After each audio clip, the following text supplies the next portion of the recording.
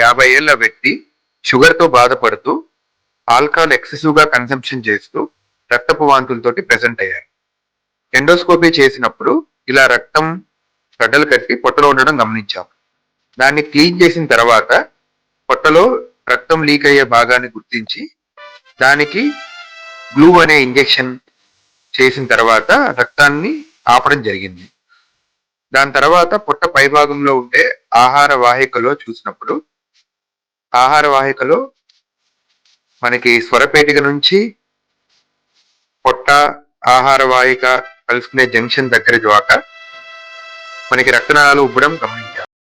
దాన్ని మనం endoscopic band ligation ద్వారా కొన్ని బ్యాండ్స్ అమర్చి ఆ రక్తనాళాలని తగ్గించడం జరిగింది. ఇది మొదట్లో బ్యాండ్స్ అమర్చక ముందు ఈ రకంగా ఉండేది. అమర్చిన తర్వాత ఆ రక్తాలన్నీ కంట్రోల్ అయ్యాయి. Thank you.